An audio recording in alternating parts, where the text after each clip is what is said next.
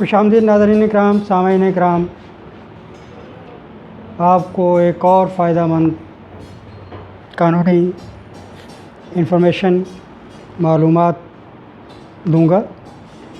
वो ये है कि अक्सर केसेस में होता है कि कौन से काबिल ज़मानत जुर्म हैं, जराइम हैं जिनमें ज़मानत हो सकती है और कौन से ऐसे जुर्म हैं जिनमें ज़मानत नहीं होती। तो काबिल जुर्म ज़मानत जो ज़मानत है वो उस जुर्म की किस तरह होती है, यानी कि बेलेबल ऑफेंस कौन से हैं और नॉन बेलेबल ऑफेंस कौन से हैं।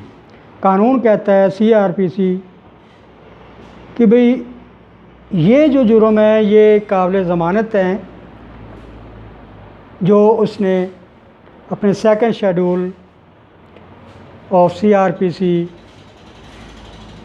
ज़ाब्ता-ए फ़ौजदारी में वज़ा की है।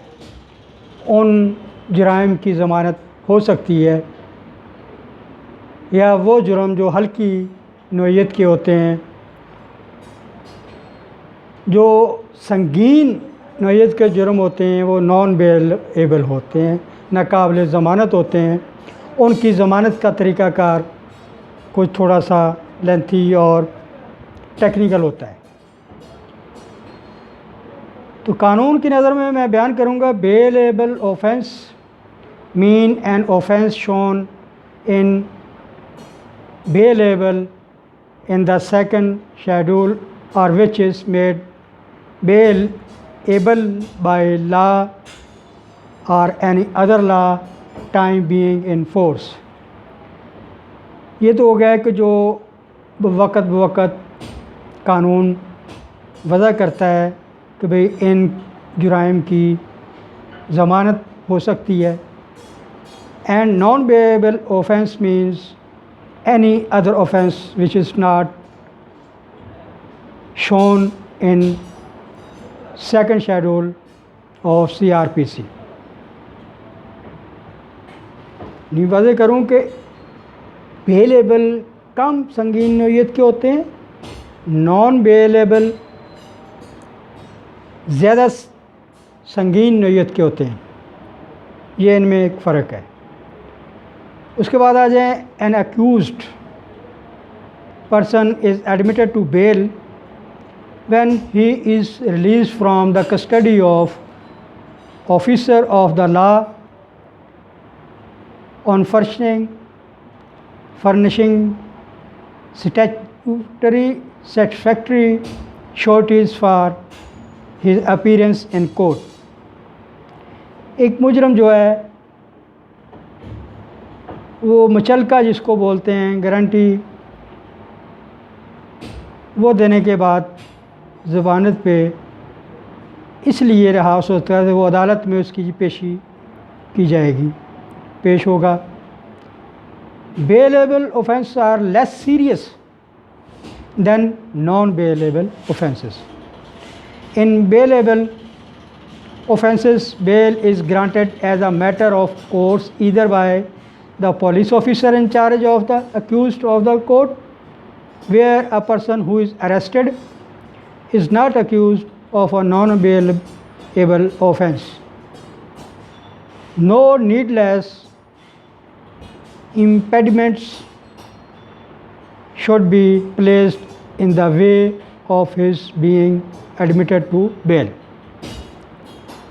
जब एक मुजरम मुचलका फिल करता है, उसको पुलिस ऑफिसर को देता है और वो उसको कोर्ट में पेश करने के लिए, या वो बाद में कोर्ट में पेश होगा, तो उसके लिए कोई रास्ते में रुकावट नहीं होनी चाहिए, उसकी ज़मानत होनी चाहिए।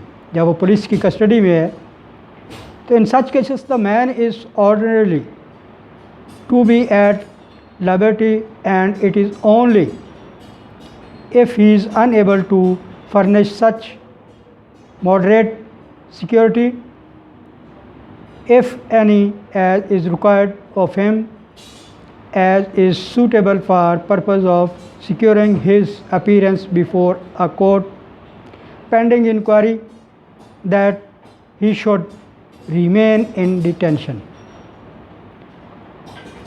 कि उसके लिए अपनी एक रीज़नेबल सिक्योरिटी वो जमा करवाएगा फॉर अदालत पर्पस के लिए, अदालत में अपनी हाज़िरी के लिए। तो ये आता है under section 497 CRPC। This section imperative and under its provisions the magistrate is bound to release the person on bail or recognisance कि मजिस्ट्रेट मजबूर होता है इस सेक्शन के तहत कि वो उसको ज़मानत पर रिहा कर दे ताकि उसकी कोर्ट में अदालत में हाज़िरी हो सके, उसकी सुनवाई हो सके।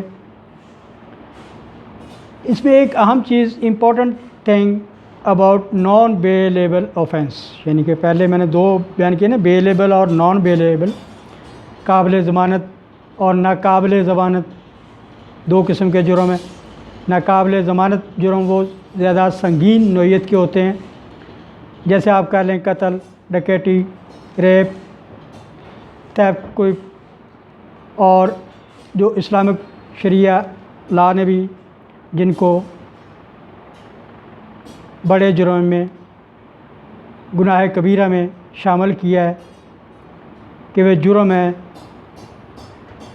तो उसके लिए the term non bailable offence does not imply that accused person can not be released on bail under any circumstances.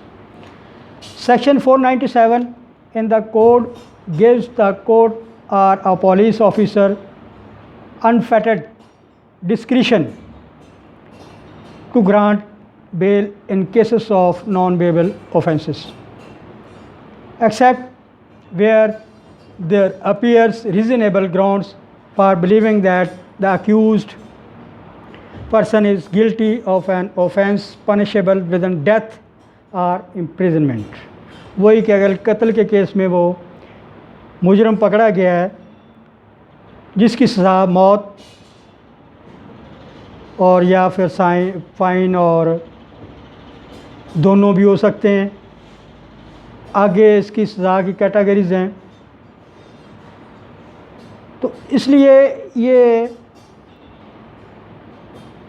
CRPC ज़ाब्ता फ़ौजदारी बयान करता है कि उसके लिए एक माकूल वजूहात होनी चाहिए कि ऐसे जराइम में मुजरम की, मुलज़म की ज़मानत किस तरह दी जाएगी।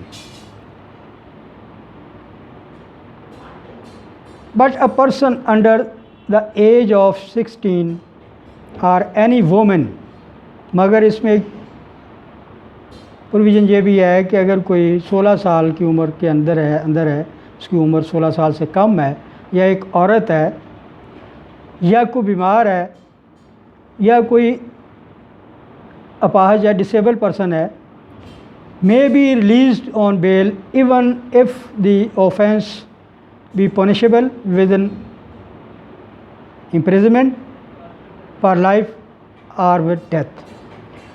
इनमें यानी कि किस